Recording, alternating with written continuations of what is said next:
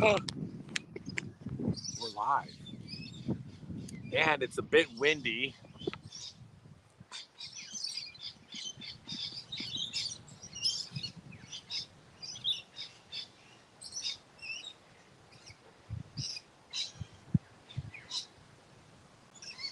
Rich Parks says, your impending podcast or a simulcast is like dinner I ate a while back. Upcoming, could you please pack me the puke bucket? What? Puke bucket? That could come in handy. I think that must be spam because I don't... No, Richie. Oh, is that somebody a regular person? Mm-hmm. Let's see. Hello, Brandon, and hello, Beth. I'm in Bundaberg. Bundaberg, not Bundaberg. I'm in Bundaberg, which is like 2 hours or 3 hours north of Brisbane, I think. And I will be heading from here. We're going to be going up to a town called 1770. Except they spell it with letters, not numbers. So the town's actually spelled out 1770. So what time is it here? It's noon. It is noon. Hello, Bundy. I am in Bundy. Have I gone to the rum factory? I have not gone to the rum factory, but I drove by it. New South Wales is Cessnock. We're going to be down south of here at some point. But we are... he learned a lot from my videos. Fell in love with disc golf. That's so happy to hear. What's up, Derek Diamond? We're going to be going up to 1770 and taking a trip out to the reef this weekend for the first time ever. It's going to be super fun. But right now we're at a botanical garden in Bundaberg, and it seemed like a nice place to be outdoors. How's everybody doing? How many people? I let Australia know that I was going to be on. Hey, what's up, John J? John J, you got my message. We are close. We are very close. We got a release date for something that I can't announce. Yeah, Australia is great. It's other than the fact that everyone drives on the wrong side of the road. I can't stress this enough. Everybody here is a terrible driver. They drive on the wrong side of the road, and people are really nice and polite unless you drive on the correct side of the road. Then they honk at you and they yell at you. It's so bizarre. We need to do something. Somehow we got to let everybody know they're driving wrong. Even the signs are wrong. All their signs say they tell you to go left of the medians. So Cessnock is near Newcastle, and you're going to be doing a clinic. Right? I am doing a clinic in Newcastle. Hey, if you are here from Australian Disc Golf Shenanigans, I will go ahead and repost. But I have 7 more clinics around Australia. Number one, it'd be awesome if you were there. But number 2, help me spread the word. Post to your local Facebook pages, please. Let's see here. I'm going to skip ahead. Sure. All right. Would you consider moving to Australia if it had the same disc golf scene as the U.S.? Okay. I'm going to say absolutely no, not a chance. But hear me out. That is nothing against Australia. I'm not moving anywhere. We are full-time nomads. We do not own a single thing that is not in our car right now. We don't have a home base. We don't have a storage unit. We don't have boxes of stuff. All we have, Adriana and I, we have a suitcase. We have a backpack. And then I got a little wardrobe bag for my competition clothing that I won't even be wearing until next summer, except at the Aussie Open championships. So we're never going to move anywhere because we're never going to have a home, ever. And by ever, I mean never. So I love Australia, but I'm not living anywhere. Have I played any courses other than Meridian Downs? No, I have. I've played Meridian Downs. That's it. Although I am going to play a course. What's that one an hour south of here? Oh, I don't know the name of it. Okay, there's a course an hour south, or hour and a half south of Bundaberg. I plan on stopping out on the way down. But no, I have not played any other courses yet. I'm both looking forward to it, but at the same time, when I'm traveling, I also want to do a lot more non-disc golf stuff because I want to do both. So I'll be playing golf courses, but I'm not trying to collect courses and play as many as I can. I'm going to ones that are special, like for instance, Is it Canberra? Canberra. Canberra, that's one of the volcano, right? No, that's Mount Gambier. Oh, Mount Gambier, for instance. Like, there's no way I was missing Mount Gambier, even though we are driving we're driving like 8 hours out of our way to go to Mount Gambier. But it's a course in the cauldron of a volcano. Like, yeah, I'm going to go to that one for sure. I think you're talking about Tanana. Tanana. Yeah, we're going to Tanana. Dude, everything has a ring to it. Dun, dun, dun, dun, dun. Tanana. Dun, dun, dun, dun. Tanana. Right? And then like earlier we were at we were in dun dun dun dun dun Malulaba. Dun dun dun dun Malulaba. That's the most you'll ever hear me sing. I probably lost about 30 people. Going to Costa Rica on the 30th. What's important about traveling? We like new things. This is God's honest truth. I would rather sleep in my car in a rest area and then wake up and see a new rest area than wake up in a bed and see the same wall that I see every single day, or walk out my front door and see the same neighbors or the same restaurants or the same streets. Even when we're at tournaments, when we're here for like 4 or 5 days, we will figure out as many different ways to drive from the hotel to the course. So we drive to the course in the morning, we'll drive back another way. It's just the way we both are. We just like new stuff. I even prefer horrible new experiences over really fun experiences that I've done before.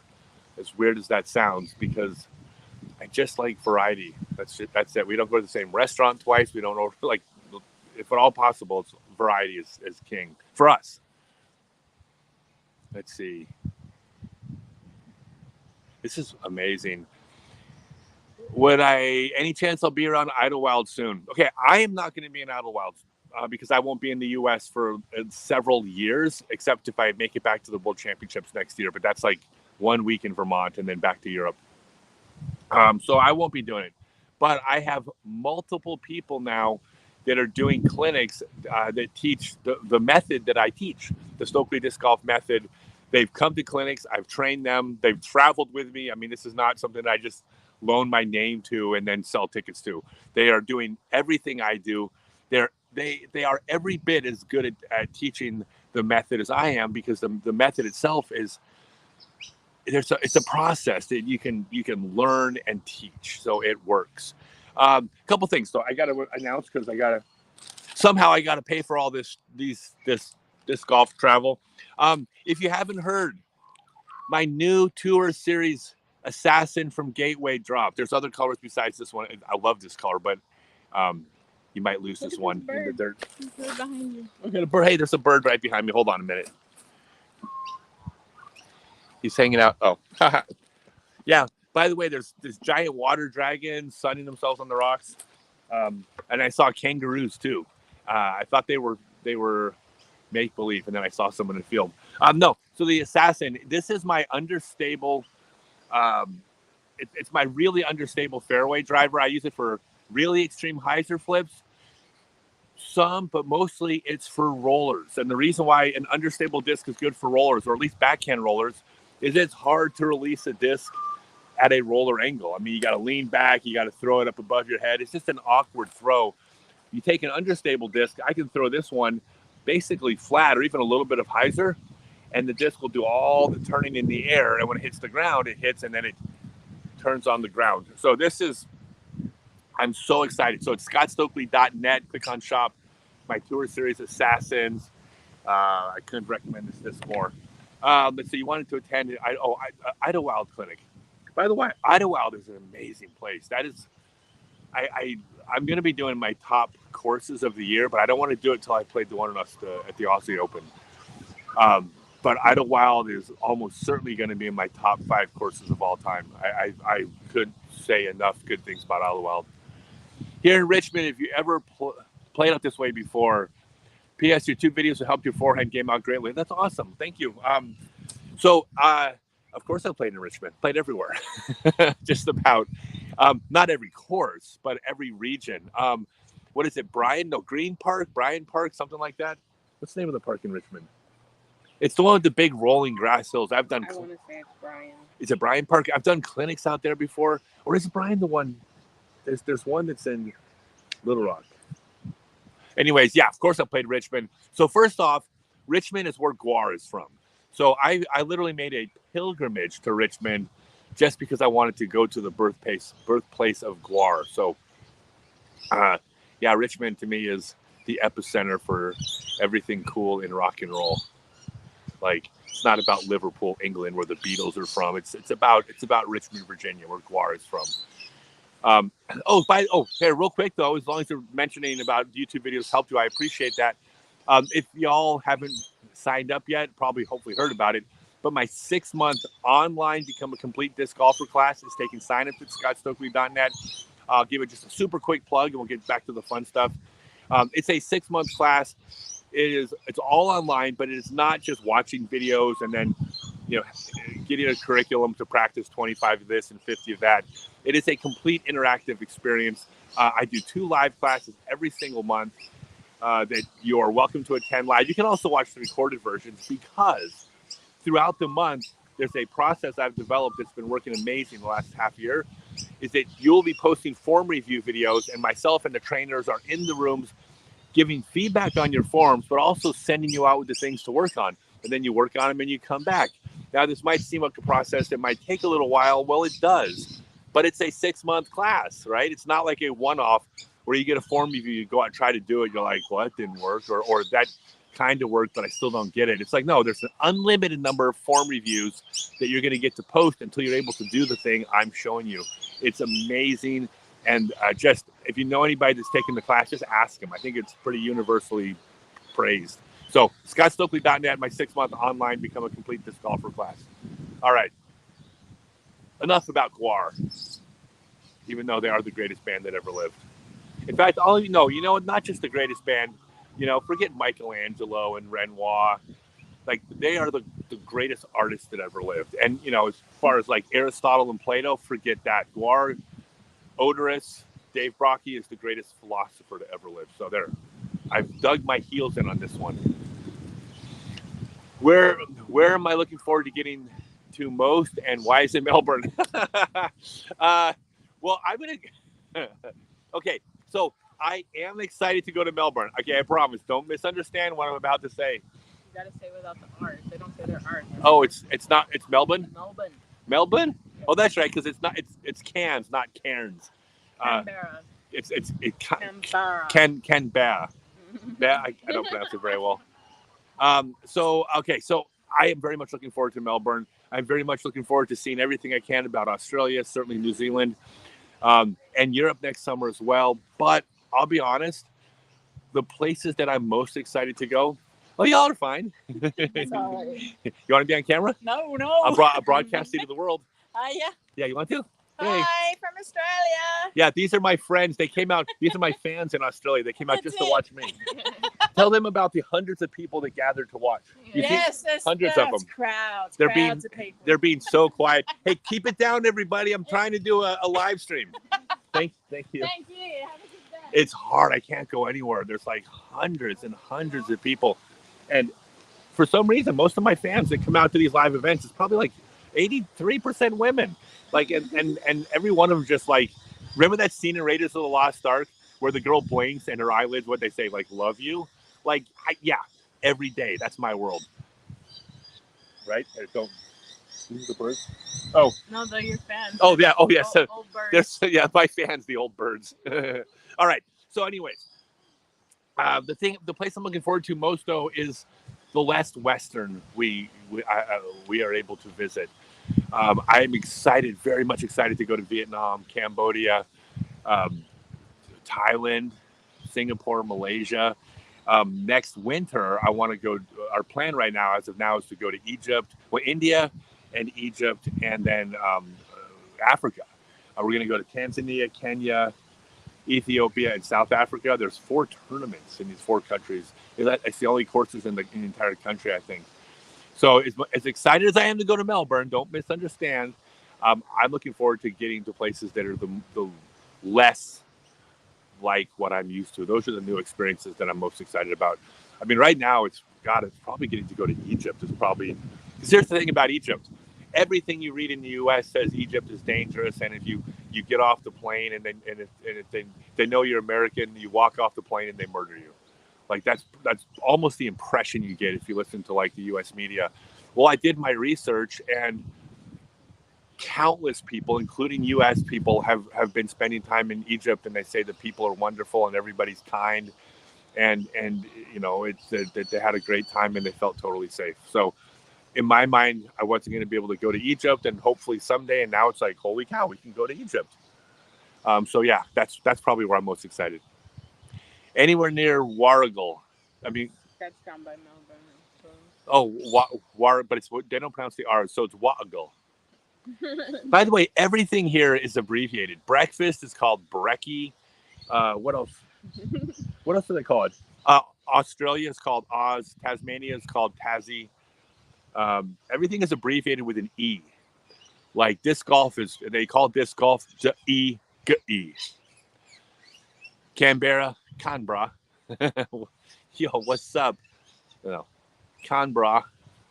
We're going to get you an accent. I'm terrible at accents. Hello, Luke.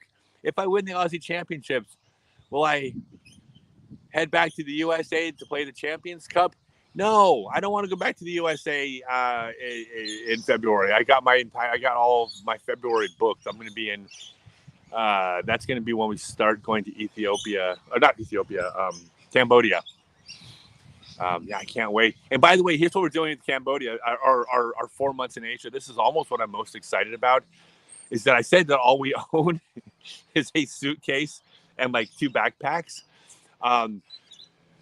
My tournament clothing, I'm going to mail to the first tournament in Europe, and so that would leave 1 suitcase and 1 backpack. Except we're getting rid of the suitcase and turning it into 2 backpacks. And for 4 months, we're going to travel with just backpacks. You know, a computer, or 2 computers actually, our phones, and then a couple outfits. Is mostly all we're going to be traveling with. We're going to just be able to do public transportation, buses and trains, and just be free to just travel. So we're not going to go to like tourist areas, or as little as possible. Except when I go to teach my online class, I got to make sure for like 2 days every week, I got to be where I can connect to the Wi-Fi. So I'll be like in tourist areas 2 days out of every 5, but then we're going to disappear into the bush. See, I'm already talking Aussie, huh? All right. Enjoy spring. We were playing a tournament on Sunday and the temperature be in the 20s. Any weird food so far in Australia? Yes, you've had meat pie. I had meat pie. What else have I had? I'm gonna get some roux jerky, right? Yeah. What else have we? Nothing. I don't think the food here is all that weird. It's like this. It's just cooked differently. It's also a challenge just to figure out what you're actually ordering, because like you can't just get coffee. Oh yeah, you can't get a black coffee. It's a long black. A long black. No, but I mean it's like it's Australia. It's not you know, like they speak mostly English, except for all the words they make up. But no, it's but nothing really. Yeah, there's nothing really weird about it. It's like it's very familiar. It's very Western.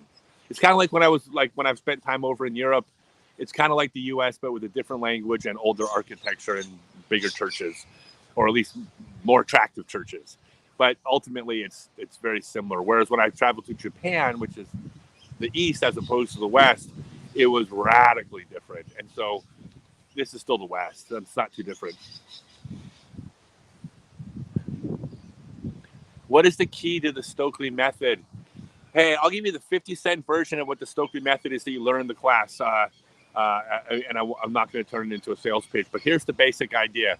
There's 2 ways people teach disc golf, and both of them are very flawed and don't work. The first one is, hey, just figure out what works for you and do that. Most of us have heard that. Doesn't work. Like you can't just throw any way you want to. Physics, biomechanics, that trumps everything. There's a right way to throw, for sure. However, the other way players learn how to throw is they watch a pro, they watch a slow motion video, a tutorial video, take a lesson, they do something where they're shown exactly how they think they're supposed to throw. You watch a video of Paul Macbeth in slow motion and you try to mimic his throws. Here's when the foot goes down, here's when the elbow's here, here's when the shoulder rotates. That doesn't work either. Everyone knows that you can't just watch a slow motion video of a pro, do what they do, and then throw well. It's not your fault. The reason why that doesn't work is that all of our bodies are different. We have different shapes, different sizes, muscle mass in different quantities in different areas. We have different flexibility, injuries, scar tissue, different ranges of mobility. Even our joints, when we're standing still, don't align at identical angles. It is impossible to mimic another player's throw and have it work for you. Not because that player is professional and they're better than you. They have a different body. You cannot have their timing, their angles, their rotation. It's impossible. So the Stokely method, in a nutshell, is there are certain things you must do on your throw. Okay, you can't just throw any way you want to. You must do thing A, you must do thing B, you must do thing C, you must do thing D. These are required. However, I cannot tell your body how to move from A to B, or how it gets from B to C, or how the transition is from C to D. That is based on your individual body. So we hit certain points that you must do, that every pro does, but then the transition between those and the timing between those must be left up to your own mechanics, your size, your shape, your mobility. That is the key. This is why if you watch the Pro Tour, when you watch the Pro Tour, it looks like everybody's throwing differently. Everybody's got a whole different style. When I watch the Pro Tour, I look at them and say they're all throwing exactly the same. Because the things that I'm looking for in a throw, minus a couple outliers, there's always outliers, but for the most part, everybody's throwing the exact same way with a body that moves differently in between those points. That's the method I teach that works. So that's why the online class works. We don't have to watch you throw and lean more here, shift your weight here, rotate your heel, transfer your weight, blah, blah, blah. It's a load of crap. What I'm doing is I'm giving you those points. You're sending feedback videos, and if you're not hitting those points, then we tell you, no, you still need to do this thing. You're not doing thing B and thing D. Once you're doing those things, without being told how to move between them, all of a sudden, like, holy cow, that disc came out with snap. It hit the line I was aiming on. It flew farther than I've thrown before. The nose didn't go up. So anyways, that's why this process works. I'm very proud of it. So it's my life, literally my life's work has gone into this. 30 years of teaching. All right, that's my sales pitch. ScottStokely.net is where you sign up for the class. Okay, now let's talk about how weird Australia is. Any Tour Series discs? Thank you very much. Thank you. Did you feed them the question? Yeah. Okay. Yes. So the only thing I brought with me, besides the only thing I own is those couple of suitcases, 2 backpacks. But I did bring 7 boxes of tour discs. So I have tons of tour discs available, even including some Castaplast, so quite a bit of Castaplast. Gateway, Westside, Dynamic, Marvel, Birdie. So yeah, I got a bunch of discs for sale, and I'll be happy to sell them all to you. Have I played Johnny Science's courses? I have not played it, but I'm a massive fan of Johnny Science. I always have been. Johnny Science is. He used to have this. It seemed crazy back in the old days, but back in the 80s, he had his own private course. And he had a standing offer for anyone in the world. If you want to come visit him or fly out to visit him and play him around to golf on his course, if you beat him, he'd pay for your plane ticket. So the trip will be free for you. And to the best of my knowledge, no one ever beat him on his own course. So yeah, Johnny's the best. I love that guy. He's so good. He's still good. He's older than me. He throws like 250 feet, and he's probably still 970 rated, throwing like 250 feet because he never misses a gap and doesn't miss putts. Why am I so casual with all the Australian death beans around you? Okay, I thought this is what I thought. I thought you get off the plane and then had to dodge saltwater crocodiles in the airport. Didn't you think so? Yeah.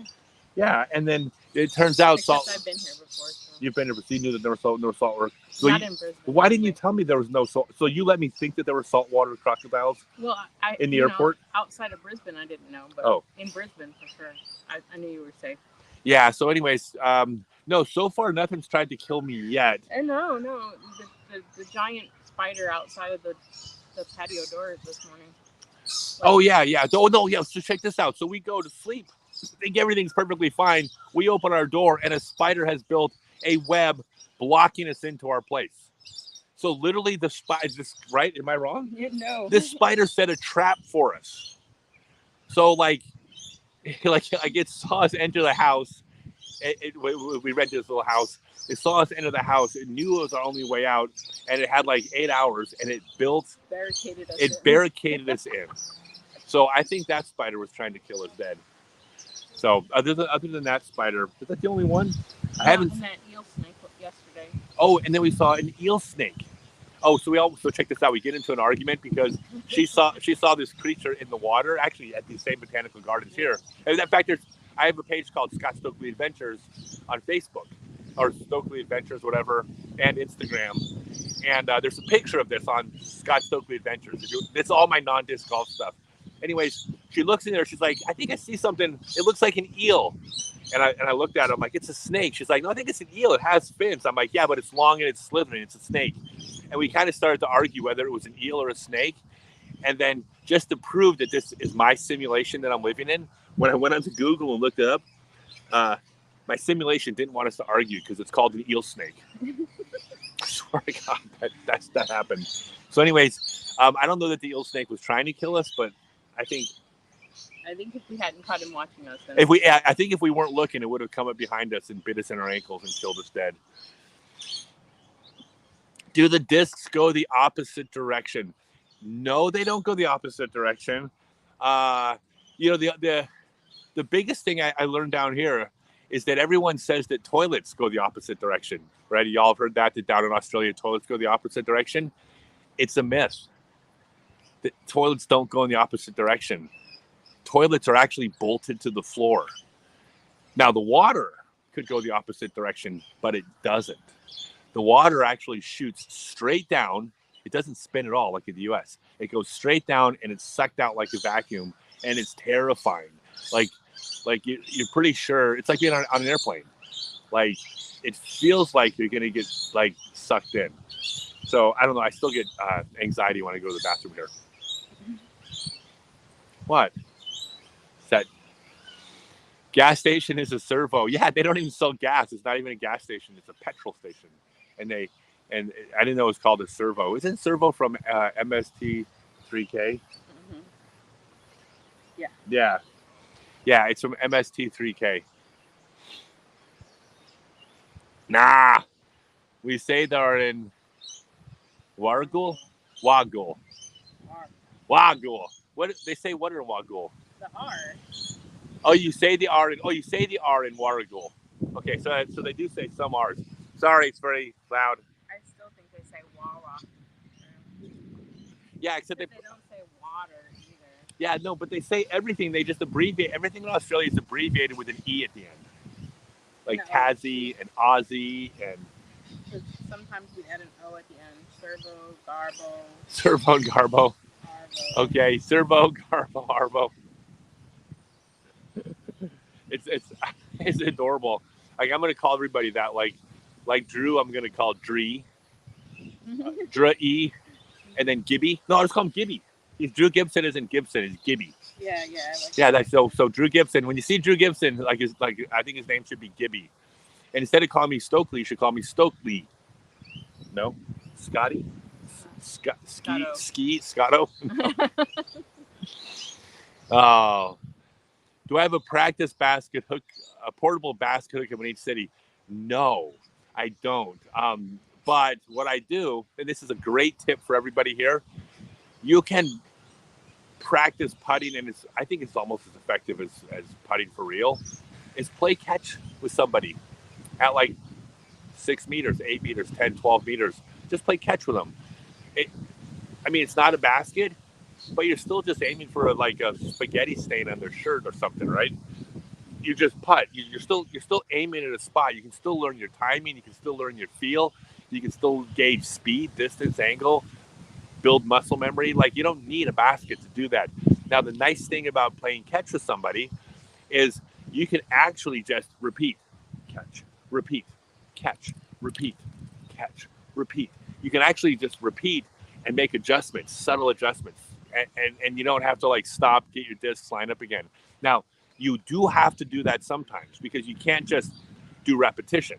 When it comes to practice and training, there's a lot of data that shows you absolutely must also line up, take your time, concentrate, visualize, put yourself in a competitive situation, practice for real. You have to do that as well. I just don't recommend always doing that because you don't get the number of reps in. So I think you want to be able to do both.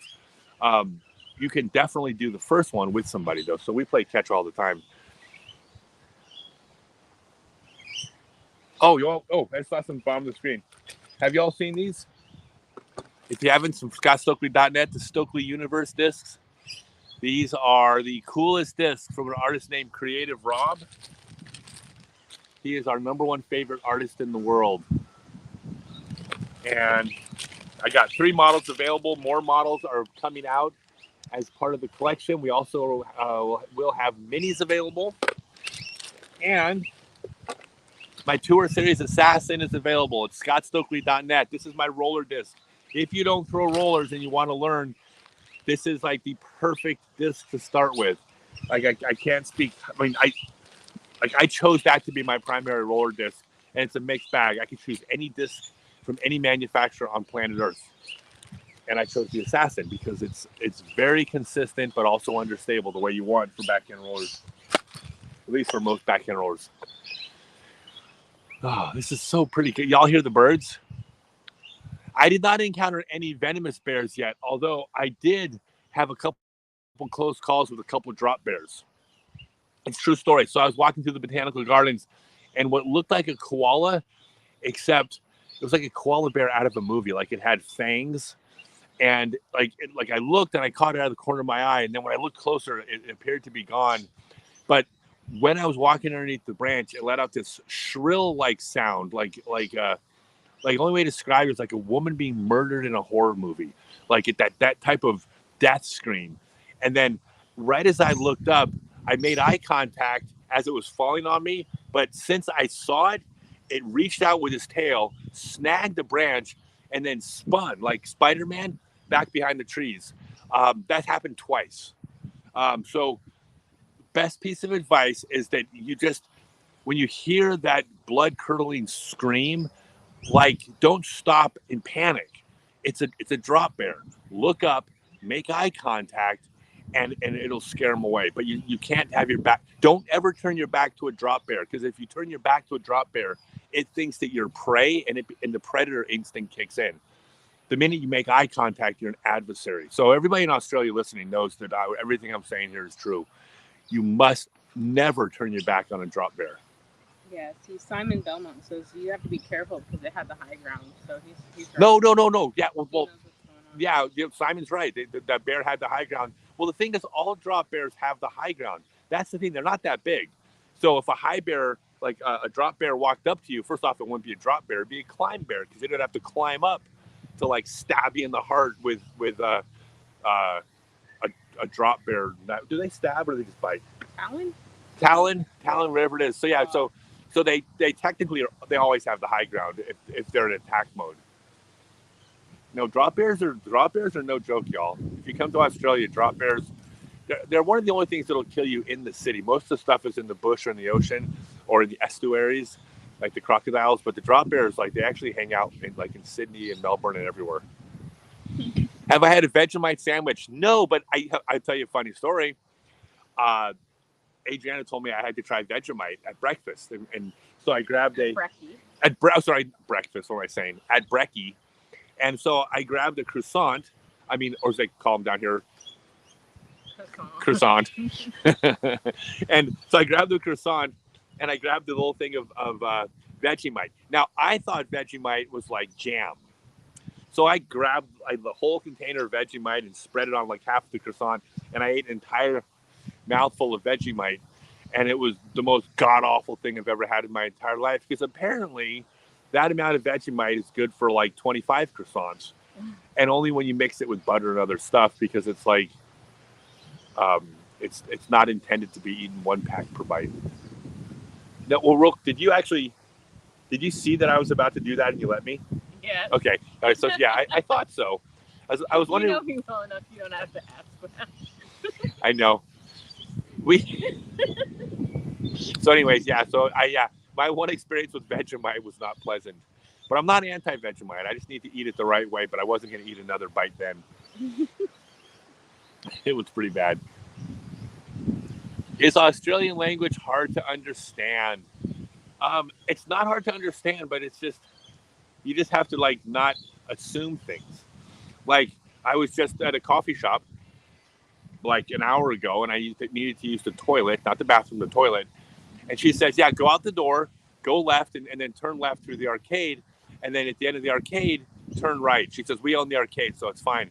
So I walked out, I turned left, and there wasn't an arcade. There was like this little indoor mall with some different stores in it. So I walked like 4 more stores down, and there was no arcade. Because I'm thinking arcade, right? Which is either pinball machines in video games or sometimes slot machines, they call them arcades. I think pachinko rooms in Japan are called arcades maybe. But so eventually I realized arcade just meant like indoor outdoor mall. So I almost peed my pants due to the language barrier. Never would have happened when I was 30, but now I'm 53. Like I go from not having to use the bathroom to a freaking emergency in about 4 seconds. Welcome to being 53. Anyone out there not 53? You think I'm exaggerating? Are me, Drew Gibson, and Jen Allen going out to eat? Yeah. I mean, I would say of all the women on the Pro Tour, I would say like I'm probably closest to Jen of any of them. You know, I like a lot of them, but I haven't spent a long time with them. But just I love Jen to death. I adore her, and I'm a huge Drew Gibson fan. Drew's a great guy. Like he's just one of the real. He's genuine and he's honest, and he's one of those people that his brutal honesty, like he'll tell you his opinion and he won't pull punches. Those people sometimes are controversial, and some people don't like them because they're not being politicians. They're just saying what they think. That's Drew, but he's big heart, good guy. Love Drew. They'll be here next week. They're in New Zealand, right? No, I think they just left New Zealand. Yeah. They just left New Zealand. They're going to come here. The part that makes me sad though is that Drew's a young guy. Like, how embarrassing is it going to be when I beat him at the Aussie Championships? God, I kind of feel bad for him already. He's traveled so far. He's traveled so far to get here, and then to lose to a 53-year-old. I mean, it's going to be a long plane ride home. Remember when no one watched disc golf? Yeah, like a year ago. Yeah, I remember that. I mean, the reason why I'm out here did the whole tour was because, like, the experience of us getting to be like a real sport, even though we've always been a real sport, but the sports we grew up watching, you know. Every time someone like how many people so on the trip over here from Australia, how many people recognized me in the airport? Like 5 or 6? Four different groups. 4 different groups of people in the airports recognized me, right? Mm-hmm. And every one of them says the same thing. "Oh, I'm so sorry to be bothering you." And it's like, what do you mean bothering me? Like you're not bothering me. Like I played in obscurity for my entire life. It's so exciting for me to walk to the airport and to get recognized, and I see people like turn and point and then ask if they can take a picture with me. Like that happens all the time now, and it's every single time it's flattering and humbling, and it makes me feel so good. The minute I get sick of that, then I need to be doing something else with my life because it's the greatest feeling in the world. How did scuba diving go? Yeah, we're in the process. We're still in the process. She's getting certified. We haven't done our open water yet. I had to do some medical clearance, which I still need to do another test for. I got something in my lungs that said that I might not get medically cleared, which is bizarre because I'm super healthy and I don't get out of breath and I don't have asthma. But they do, when you're over 50, they have to do some medical tests. And there was one area where I was coming up short. They believe I'm not going to have a problem passing the test, but I got to go to a specialist to check my lungs. Another welcome to being 53 moment, because when you're 30, everything just works. Not everything for everybody, I know, but most of the time things work when you're 30. When you're 53, here's what happens. I think I'm gonna probably butcher this, but I'm gonna quote Joe Rogan on this one because he's talking about what happens when you get older. So your body's got to make choice. He's I like this theory. Yeah, this is a good thing. It says your body, like, all of a sudden doesn't, there's not enough of you to do everything that you do. So your body has to make choice. So he says at some point your body's got to make the choice. Do I keep your ball hairs black or do I keep your heart beating? But you can't have both. And I think that's why things start breaking down, is that your body like suddenly says, you know, like everything else in me works, but now I'm 53, something has to not work. Maybe it's gonna be this minor lung issue. So that's kind of where we're at. But I can't wait to go diving. Enjoy Australian World Tour. Try a Kransky and make videos yourself throwing a boomerang. I definitely will do the boomerangs. I mean, it's a little cliche, but of course I'll do it. But what is a Kransky? Do you know what a Kransky is? I don't. Hey, go look it up. A Kransky. I'll definitely try. I'll try everything. Hey, I'll tell you a story about wanting to try everything. So I was over with my friend while I was visiting Japan. And one of the things I do is I will always eat the local food. And especially if it's weird, the weirder, the better. But I'm not going to go someplace and go to McDonald's or something, right? Or Oh, so that's Applebee's. sausage. Oh, that's the sausage. And that's probably the sausage you had for breakfast. Oh, I probably actually had it then, maybe. Okay. But so I'm going to try the local food. So I'm with my friend Matt Fryer over in Japan. We're walking around, and we're passing this one like little restaurant. He goes, "Oh my God, we have to stop here. This place has the greatest octopus balls you've ever eaten." And I was like, "Octopus balls?" He goes, "Yeah, they got great octopus balls." And I went, "Oh God. Oh dear, I don't know if I can." I'm thinking to myself, I don't know if I can eat octopus balls. But I'm in Japan. I'm in a new country, and like I can't. No, I said I would do it, and I went and I sat down, and I ate them, and they were fine. And so as we're leaving the restaurant, I said to him, I said, "Man, I can't believe I just ate octopus balls." And he said, "Yeah, just little pieces of octopus kind of rolled up and deep fried." Wait, you thought you were eating octopus testicles? Wait, you would have eaten octopus testicles? Dude, you're disgusting. So anyways, Yeah, so it describes sort of like the sausage that you had. Like the sausage. Kind of hot, but not. Yeah, maybe I had it, maybe I didn't. Probably a piece of Kransky. Yeah, that was a piece of Kransky. Mm-hmm. All right.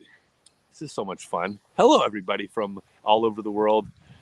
Hour difference. Yeah, well, it's 12:42 in the afternoon here in Brisbane. GMT plus 10. GMT plus 10. I have no idea what that means. Greenwich Mean Time. Well, Greenwich Mean Time plus 10. Do you think there are literally zero people in the U.S. that know what Greenwich Mean Time, or like they know, they've heard of it, but they don't know. Like, yeah, but if you want a reference, you can look that up. No. So here's my reference.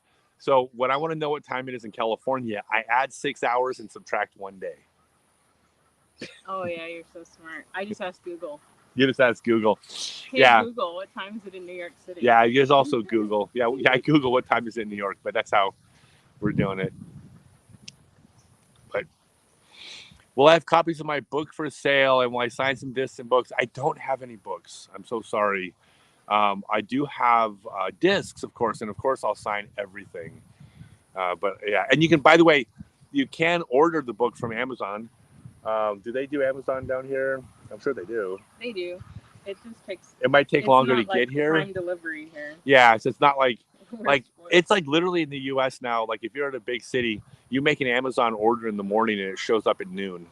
Like you could be ordering salt, and like a thing of salt will show up at noon. It's like we're so spoiled there. It's terrifying, actually. Oh, do I? But you can, if you don't want to pay the shipping or wait, my audiobook. If you go to scottstokely.net, my entire autobiography is also an audiobook. They can't get that signed though. Can't get the audiobook signed, but you can buy a disc. I'll sign the disc, and you can buy the audiobook online.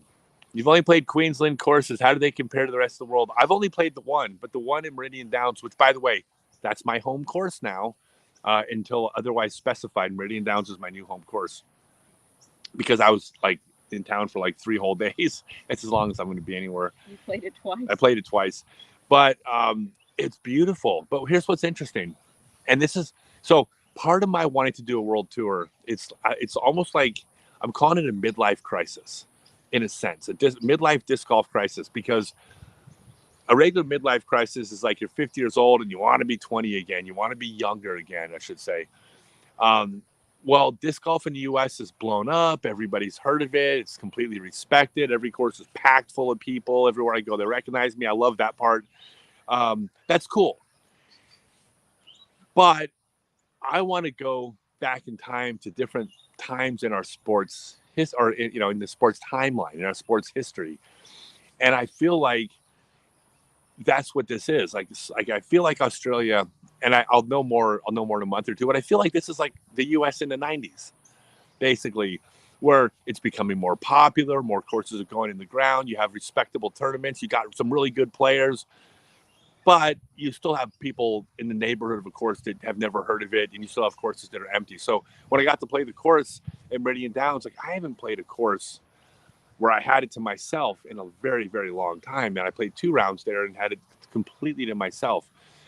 This is why I want to go play those tournaments in Malaysia and Cambodia and Ethiopia and Tanzania, because they have like one course in the whole country, 1 or 2 courses. So that's like going back to 1977, where the sport is brand new. And this real small group of people, like who comes to a tournament like in these places, like in if there's a tournament in Ethiopia, literally every single person who's heard of disc golf that plays disc golf in Ethiopia will be at that tournament, and it might be like 30 people, but that's all of them. And there's something about that that's extremely exciting to me, to get to get to experience that universe again, because that's what I grew up with and I love so much. I love it now, but I also miss that. I miss that whole world. It's just different. It's not better or worse, just different. All right, my glasses. By the way, I finally broke my glasses. You like my new fancy glasses? These now I splurged. I paid $20 for these. Well, $20 Australian. $20 Australian? Oh, that's right. So $12. Yeah. I need some of my barbecue sauce. ScottStokely.net. You can buy my barbecue sauce. I don't think you can ship it to Australia though. I don't know if you're in Australia or not, but if you're in the U.S., you can get my barbecue sauce, 4 flavors, and I have none of them with me because I didn't even know how to pack them here. But I have 4 different flavors of barbecue sauce at ScottStokely.net, and I put our luggage overweight for sure. Yeah, I encourage everybody to buy lots of bottles because I have a lot of barbecue sauce. That's the funny story. I told her one day. I said, "Hey, by the way, I just spent $20,000 on barbecue sauce." I had that conversation, and it's. I mean, they're selling well, but not $20,000 worth of barbecue sauce. Well, not sure it was the wisest business decision I ever made. I just wanted my face on barbecue sauce, though. My friend Pete decided to follow you on Facebook, though he's not sure he'll get to meet you when you were in Newcastle. Oh, bummer. Well, tell him to come out. If he's not able to get off work, no big deal. Tell him to give me his boss's phone number. I'll give his boss a talking to. No one's ever taken me up on that. I say it all the time. Yeah. How many kangaroos have I seen by the road? Okay, I've seen 4 kangaroos. 3 of them in the field and 1 of them on the side of the road, laying down. I'm going to just assume that he was sleeping. We'll just say he was sleeping, right? With 1 leg up in the air? Yeah, sleeping with 1 leg up in the air. And then I saw 3 in the field from far away. Everyone says that the kangaroos are like deer in the U.S. Like in the U.S., if you live in a city, deer are like the most amazing, beautiful, timid woodland creatures. If you live in the country, they call them trailer rats. I mean, trailer rats, not trailer rats. They call them prairie rats. They're prairie rats. I mean, they're just a pain in the butt. They just, well, first off, they run into your car. I mean, I crashed. We ran into a deer just last year and like wrecked our truck. Like, but if you're from the city, they're really neat. Well, I've heard the deer are kind of like that, or kangaroos are like that in Australia. But since I'm not from Australia, I just want to see a cute little kangaroo. I want to see him hop. I want to box one. I don't know if that's allowed. Have I tried the fish and chips? I have tried the fish and chips, and the place didn't have vinegar, and which I don't know if that's normal vinegar. I think that's strange because I assumed there would be. I thought because of I thought the British influence would make them like vinegar, but there was no vinegar, so I got fish, like breaded fish, like white fish, which is kind of a flavorless fish, and chips, fries. but the fish I had to eat plain. There was nothing to put on it. Oh, there was tartar sauce, but I don't. No, with lemon. Yeah, but Not the same. it's not the same. So I'm gonna try it again. I might have just been that place. Michelle Cookson, I'm going to play the main ladies tag championships on Sunday at Sabaticus Disc Golf in Sabaticus. Any advice? Well, okay, so the obvious one is just have fun. You know, that's everyone's going to say that. I always agree with that advice, but I always think it's kind of very participation ribbon-esque. Because if you're at a tournament, you are there to compete. You're there to measure your skills against other players. And so it's not just about having fun. It's about scoring well. Like if it wasn't about scoring well, then why play a tournament? So it does matter. The best advice is if it's something that's new to you, do whatever you can to mentally put yourself in the place where you're at your best. Like if you are in your best or at your best when you're playing with your friends, just having fun, get into the mindset of just having fun. Like don't get into this like I'm playing a tournament mindset. If you play better when you're just relaxed with your friends, if that's when you play your best, then do that. If you play your best when you're intense, then do that. But just replicate where you're at your best. And don't worry about the shot before or the shot after. None of them are relevant. The only thing that's relevant is the next shot in front of you. So just focus on just one throw at a time. Nothing that happened 10 seconds ago has any impact over this. It's like flipping a coin. It can come up tails 10 times in a row. Doesn't change the fact that on the next flip, it's still 50-50. Every throw is an independent probabilities of succeeding.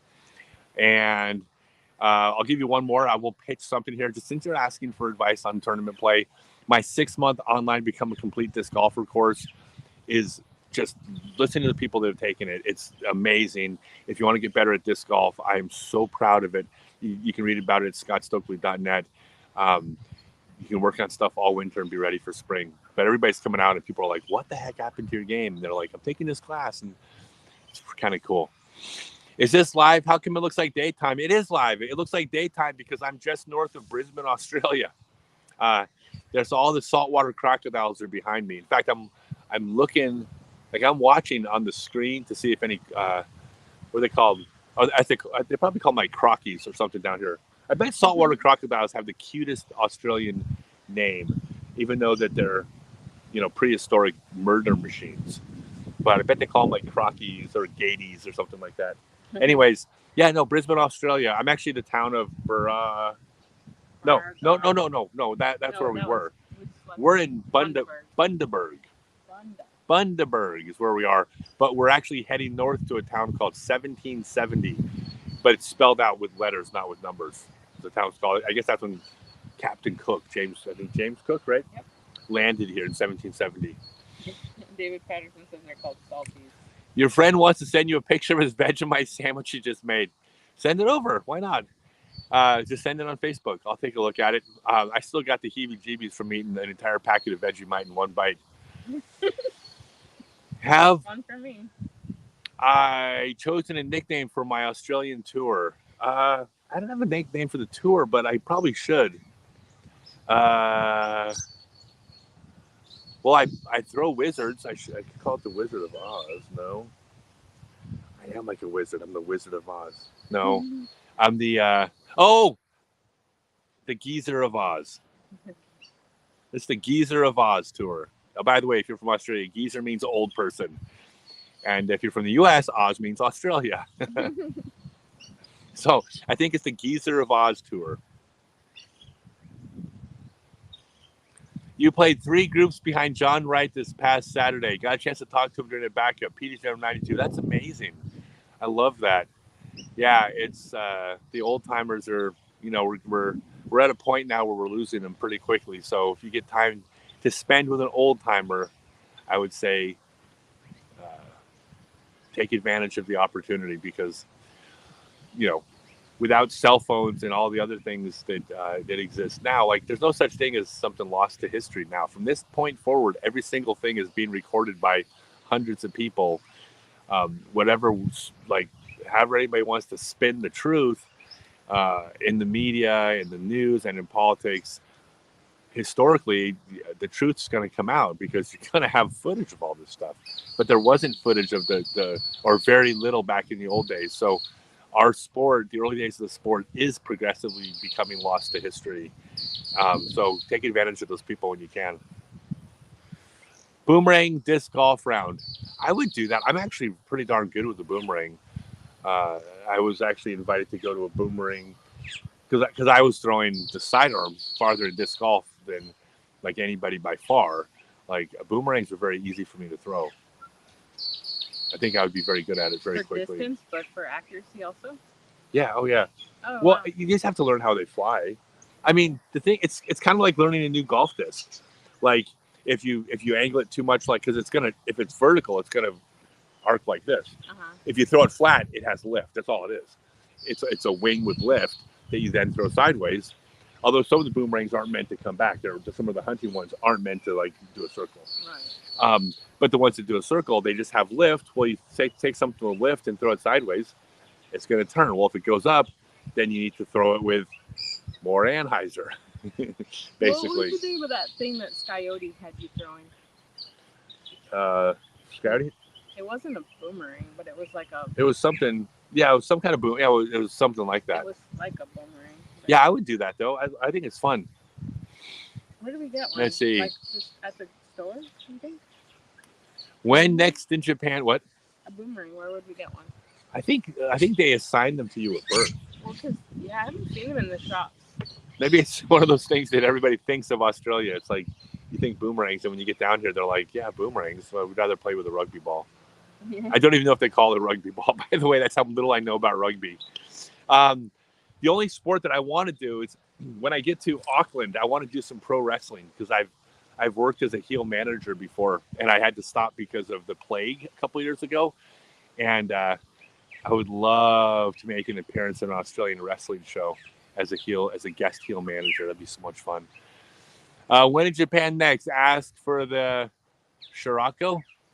Please look up a Shirako before I actually fall for it. Okay, look. I'm going to look up Shirako here in a minute because I don't know if I'm falling for this. Japanese weirdest delicacy. Japanese weirdest delicacy. So the first line is it's the weirdest Japanese delicacy. Weirdest dish. What is it? White paste. White Might paste. look like mayonnaise, but it's actually fish semen. Looks like mayonnaise, but it's actually fish semen. Yummy.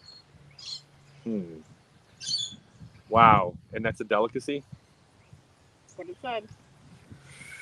That's what you get out of octopus That's balls. what I get. No, stop it with the octopus balls. Oh, I got to plug my phone in.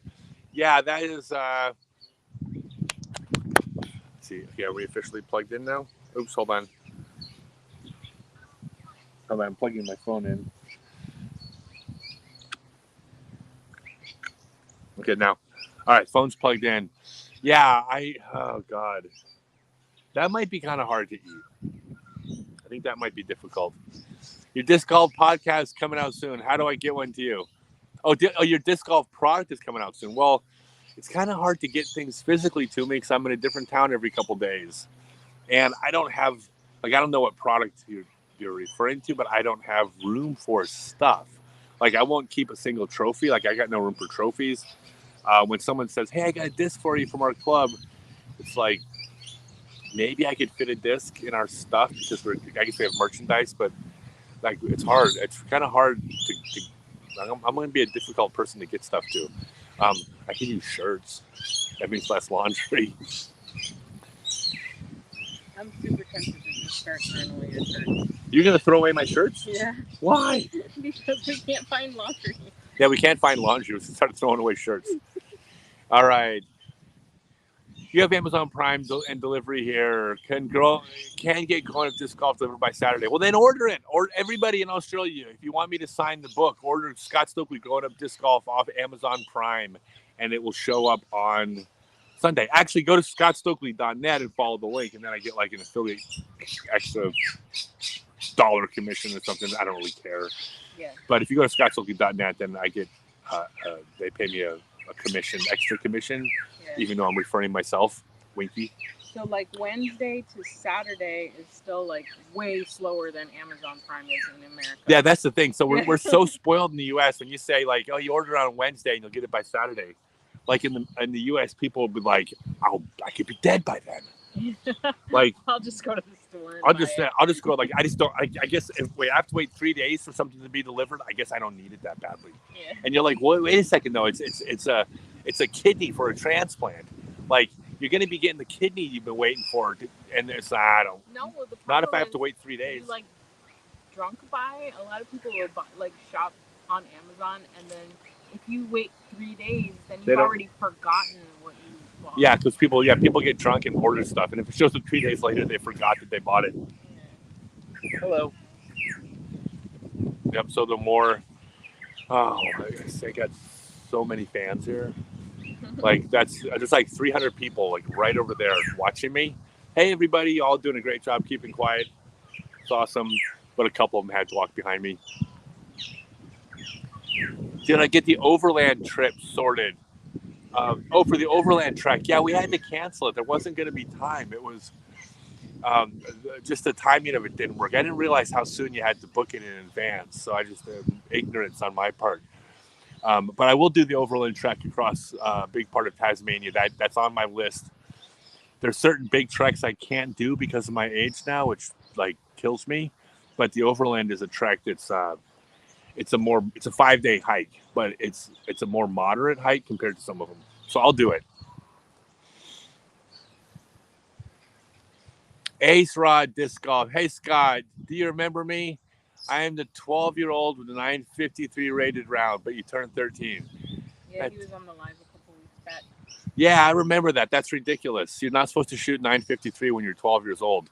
I hate you. I hate you with every cell in my body. Oh, by the way, he's 13. He's 13 now. I should okay, yeah. If you're 12, I wouldn't joke like that. But now that you're 13, all bets are off. No, keep going. Like you're on a rapid pace to being very, very good. As long as you keep loving it. And I don't actually hate you. In case your parents are listening, I didn't just tell your kid that I hate them. Well, actually, technically, I did tell them that, but. You got to be careful. Like in the U.S. now, it's like you don't know. Like most people still do have a sense of humor, but there's a random segment of the U.S. population that not only doesn't have a sense of humor, but they want to stop everyone else from enjoying humor at the same time. Just because they don't find something funny, they're like, "You can't say that. It wasn't funny to me." They're literally like, this will happen to like a comedy club. Someone will make a joke. They will wait for the entire audience to stop laughing before pointing out that wasn't funny. I mean, can you see the irony in that? It's kind of weird, right? True story. Am I playing the LVC? No, I'm not going to be in the U.S. for at least several years unless I come to Worlds next year. I would like to come back, though.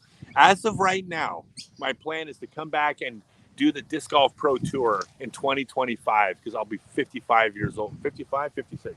No, I'll be 55 years old. And if I'm still shooting, comfortably over 1,000 rated at 55, which I plan on being 1,005, 1,010 when I'm 55, then I won't be one of the top players on the tour, but I would certainly be better than some of the players on tour. And if I'm better than some of the players on tour, then I'm certainly not, you could never say I don't belong out there. If I'm in the middle of the pack, right?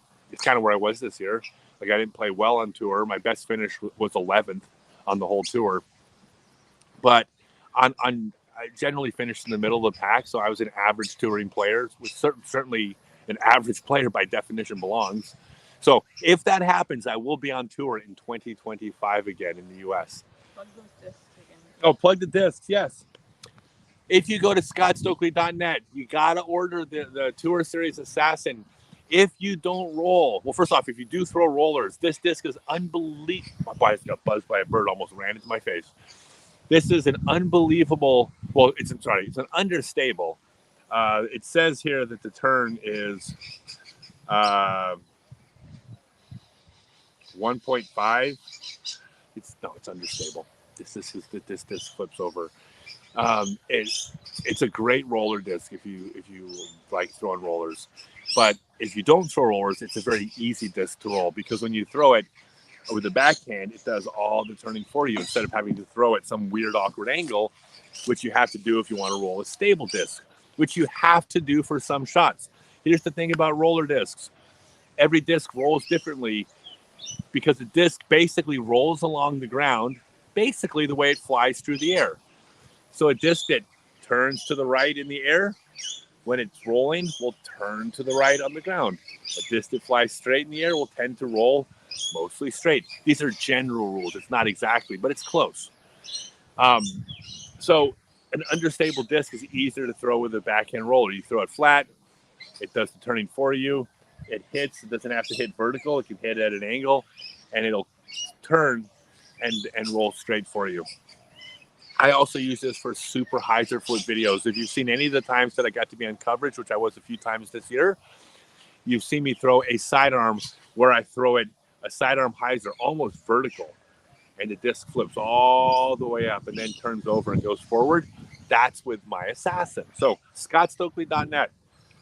And then, of course, the Stokely Universe discs. 3 of them available from Creative Rob. These are all on Discraft Buzz. ESP Buzz. Yeah, the ESP Buzzes. They're amazing. He's our favorite artist in the world. This is so cool doing this out here instead of a hotel room. We're literally in Australia. Other than saltwater crocodiles that I know are going to come up and try. Saltwater crockies. Salties. That sounds so adorable. You know, people in Australia are so tough that, like, even if a crocodile was like eating them, they would probably still call it like by a cute name. Oh, you salty. Oh, Salty ate my friend or something. Do you think they call them salties or crockies? No, they said they. Oh, they do call them salties. Yeah. I knew they had a cute, adorable name for a prehistoric murdering death machine. If I had a pub meal, what did I get? By pub, they mean bar, right? Yeah. So, have we been to any bars? We don't drink. We're not like drinkers. Like, we're not anti-drinking. Like, I mean, if we're like in this, like at a wine, like a winery or a vineyard, bed and breakfast in the south of France, like we'll have a glass of wine, like because we're like at a winery. We're not like anti, but we're not really drinkers. We don't really just like. So no, I don't think I have. I mean, chips is probably the yeah. thing to pub food. For me, what we've done so far, we eat out every meal. Is I like sitting on the patios and sitting out at the street because that way I can observe Australia go by. So that it's more of an opportunity to kind of people watch and so one of the things that you probably take for granted, at least out here we've seen so far in Brisbane and the different towns we've been north, is that most of the restaurants are wide open to the outside. Not I shouldn't say most, but a lot of them are, and they have patios out on the sidewalk. But they're open to the world instead of like you walk in a door, it closes behind you, and then you're in this kind of room. And I've really enjoyed that open air atmosphere. I like it a lot more. Oh, yeah. The birds are enjoying themselves back there. Yeah, the birds are having fun down there. Well, my 300 human fans are over there. You can't see them. All my bird fans are back there. They're going to warn me if the salties come get us. Yeah. Can great white sharks like swim in lakes and then flop up on shore and eat you? No, I don't think so. Okay. Not from here, anyway. What do they call great white sharks? It's got to be something cute like swimmies or something like that. Oh, you got eaten by a swimmy.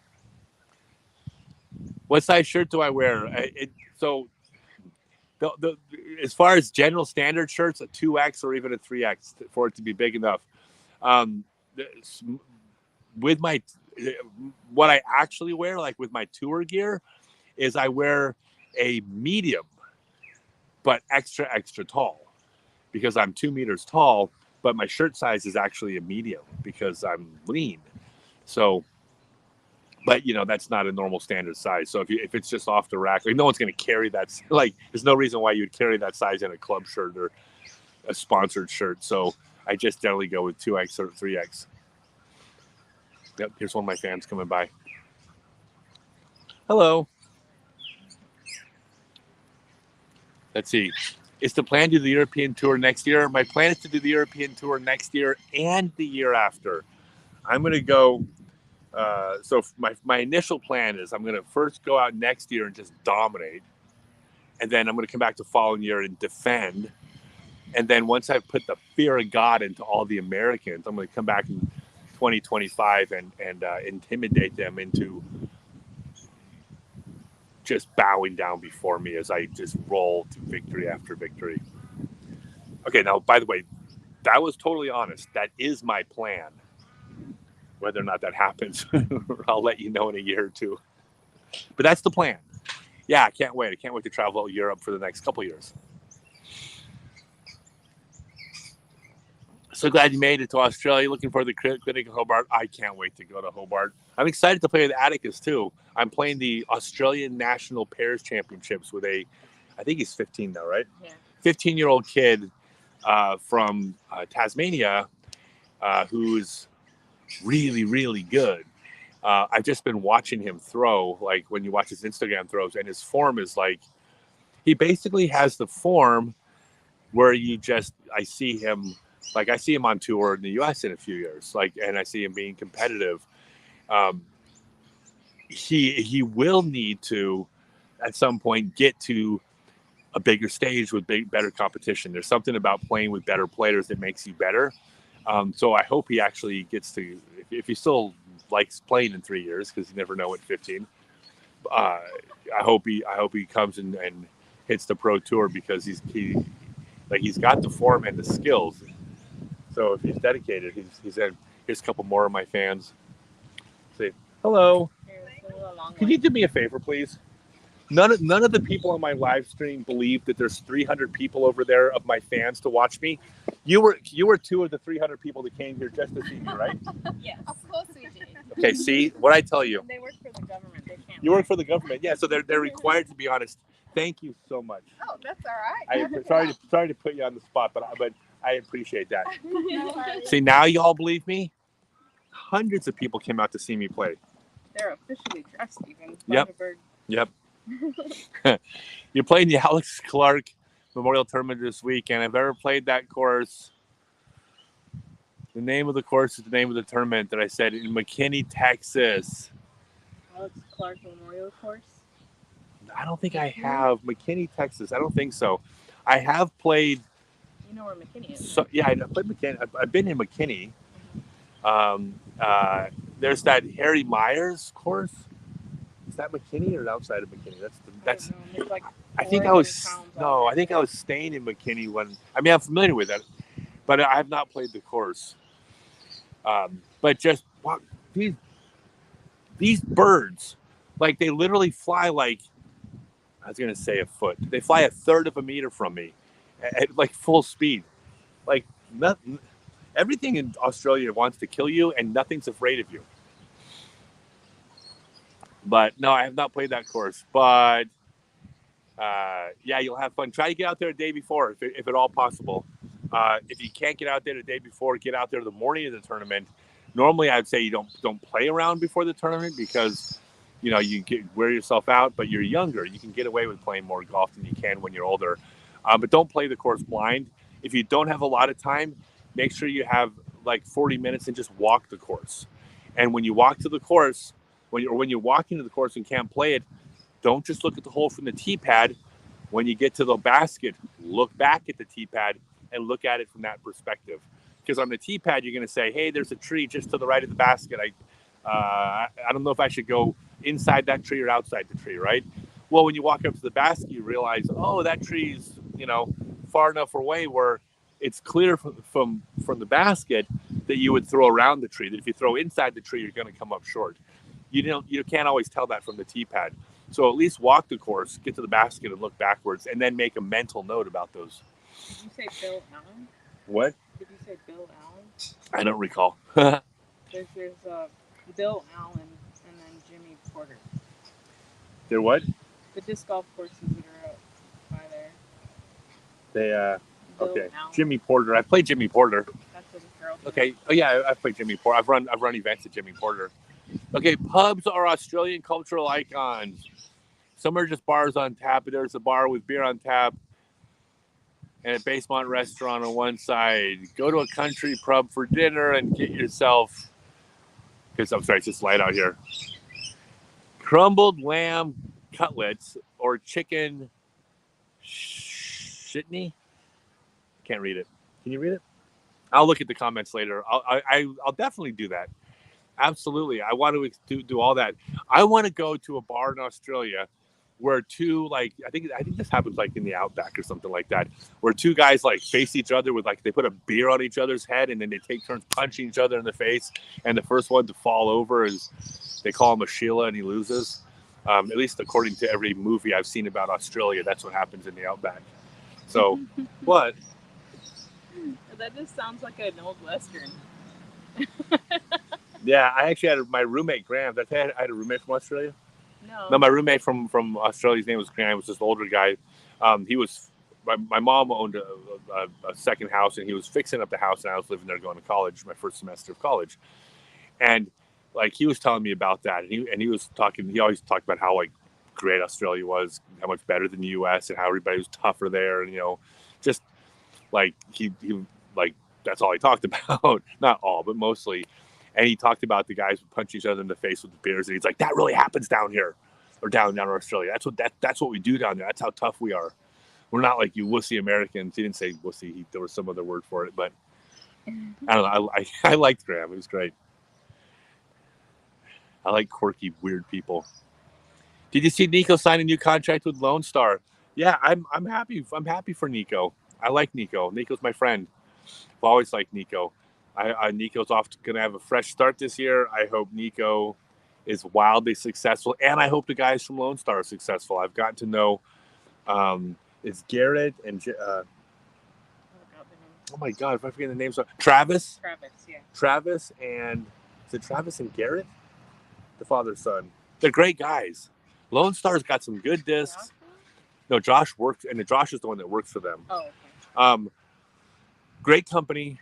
Great guys, great discs. They're not fly by night. Lone Star is going to be around in 50 years. They're in it for the long haul. I got a lot of respect for the Lone Star guys.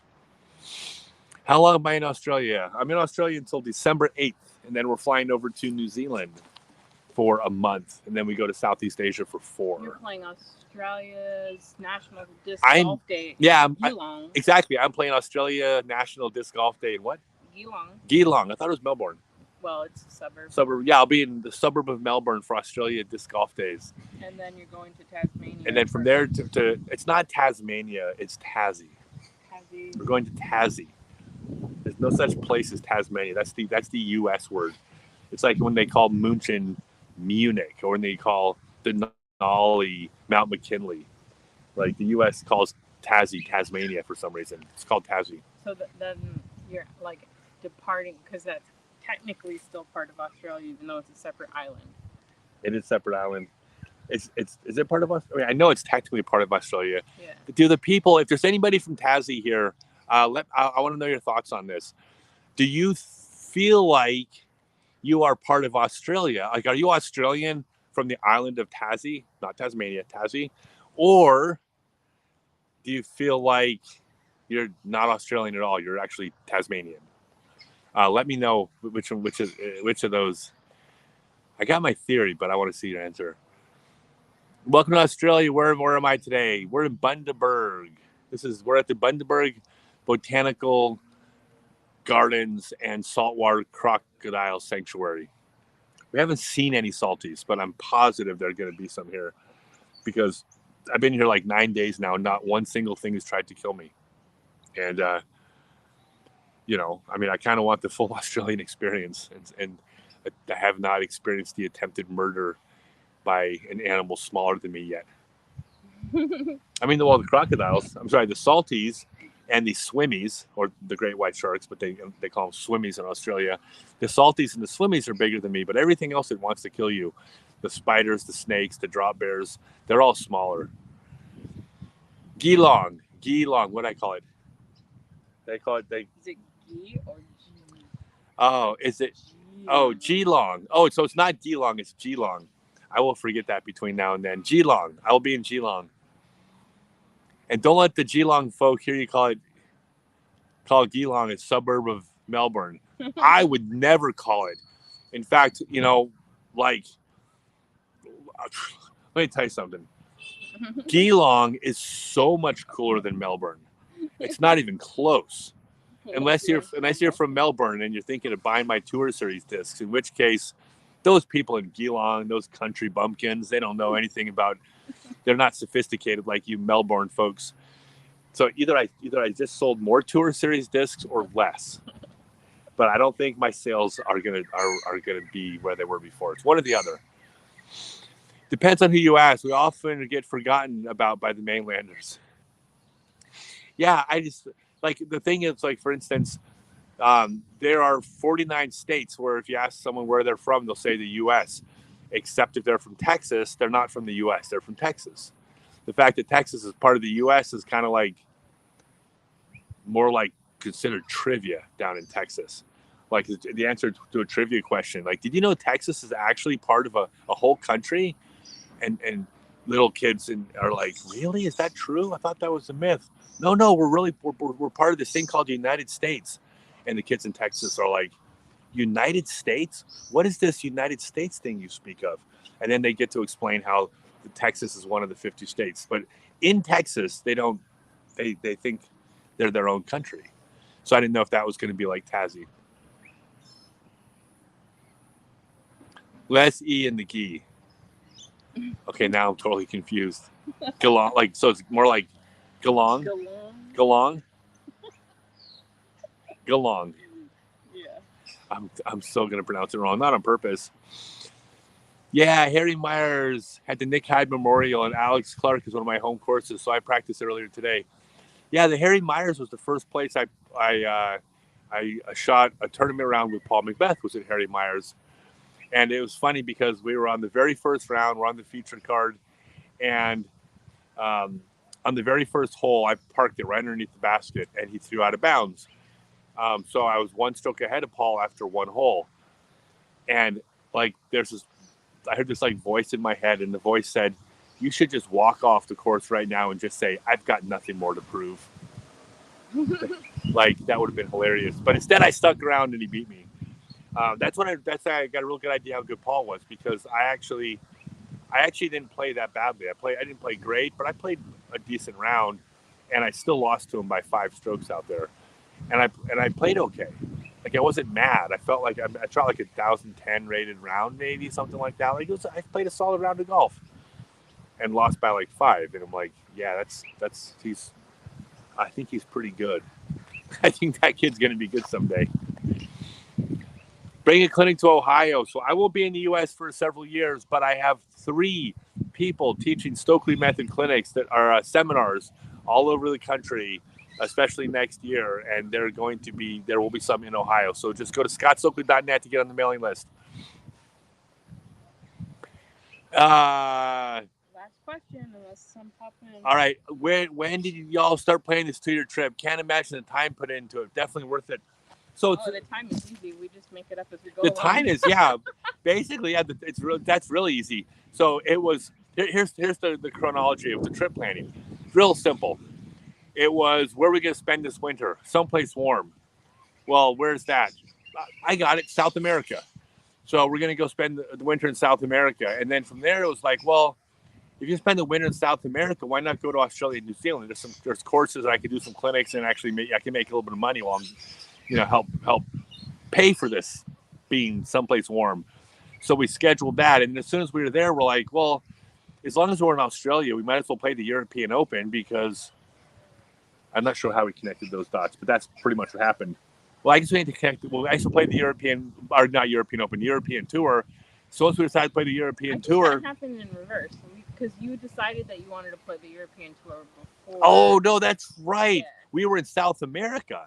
That's right. We were going to go to South America, and then I said, well, as long as we're in South America, we might as well play the Euro Tour. Yeah. And I don't, like I said, I don't know how those dots got connected, but I said I want to, as long as we're in South America, like, we might as well spend the next year in Europe.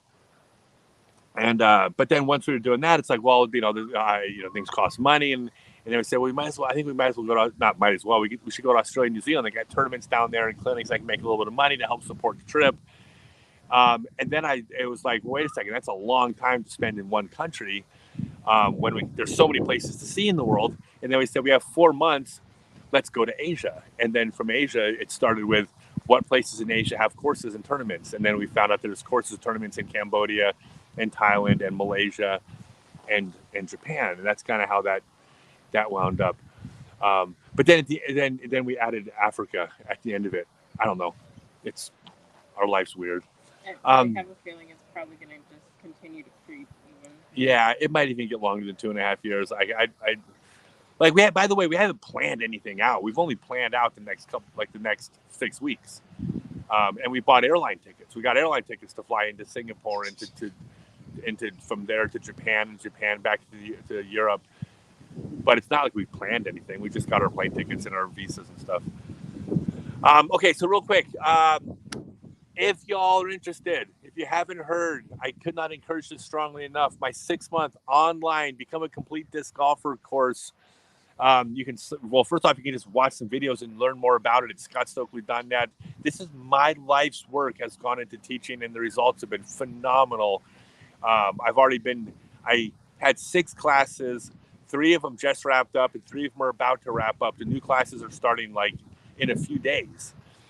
So if you want to get in on the 6-month class, it's not just watching videos and getting a curriculum. There's interactive parts. You're going to post an unlimited number of videos for form reviews, because nobody leaves the class not throwing correctly with snap, hitting lines, nose flat, able to aim, able to putt.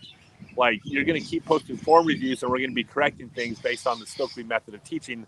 That means it'll end with you knowing how to throw correctly. This is I promise you this will happen. I'm extremely proud of this. So scottstokely.net. My Tour Series Assassin. This is my go-to roller disc now. And it's also my go-to super hyzer flip disc. Is available at scottstokely.net. These just dropped. And all 3 of these discs are available at scottstokely.net. These are Discraft ESP buzzes with the full color stamps from Creative Rob. And a couple more things. Don't go. Number 1, it would mean the world to me if you all posted a link on your club pages and help spread the word about my 6-month class.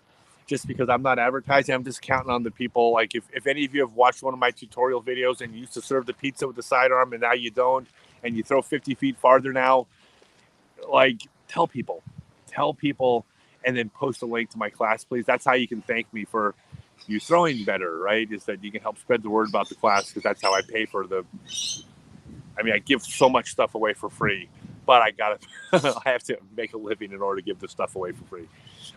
And if you're in Australia, I will post again to the Australian Disc Golf Shenanigans Australia page. I'll post my schedule again. But please help spread the word about the clinics in Australia. The more people that show up, the better. It's not expensive, and I charge $5 Australian for kids for a 2-hour clinic. It's very reasonable.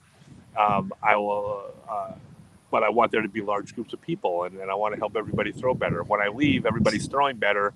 Then the sport's going to evolve faster here, because the better you play, the better you can teach other people to play. It's everything about this. I think is cool. So please show up in my clinics and spread the words. Any more comments? We got a couple more. Got a couple more real quick, and then we'll head out of here. Did I sell my pickup?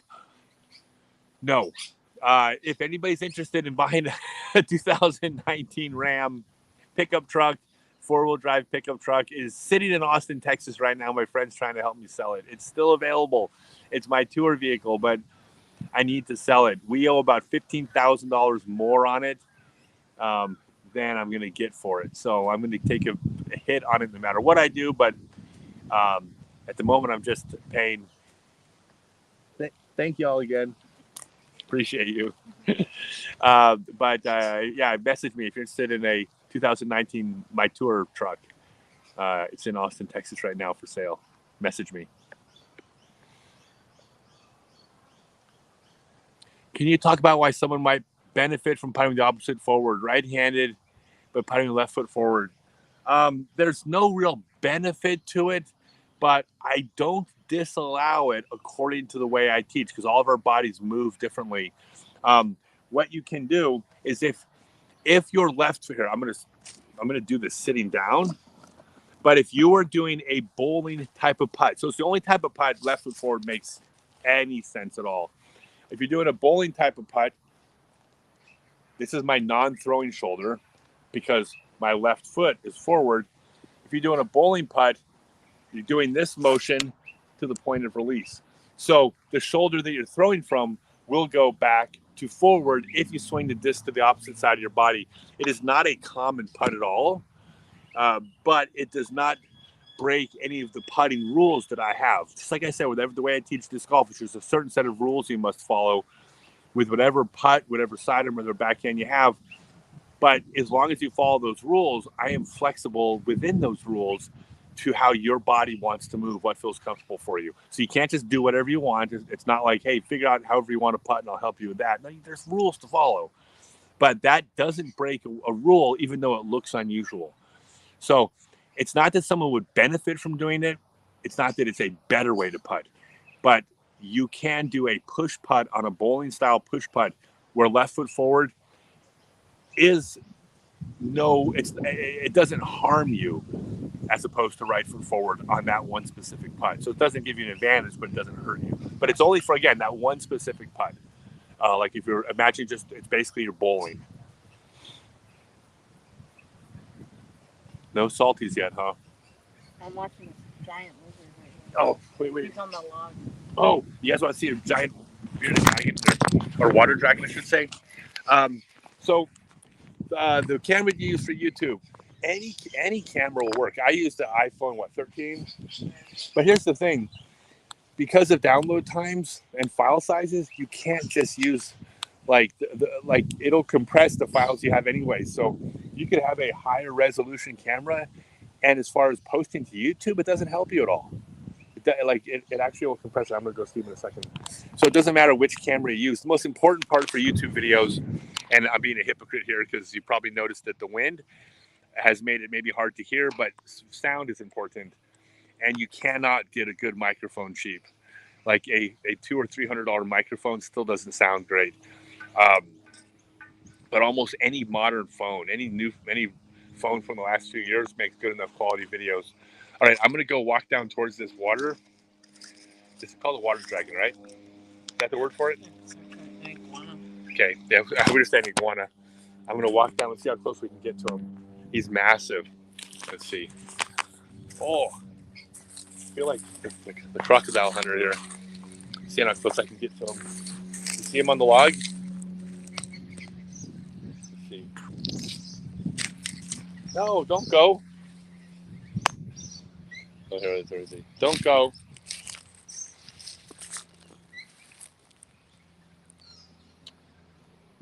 He ran away to the water. Darn it. Well, let's see how close we get. There's tons of them here, and they're huge. All right, thanks, everyone. ScottStokely.net for my 6-month course. That's the only last pitch. I hope to see you all there.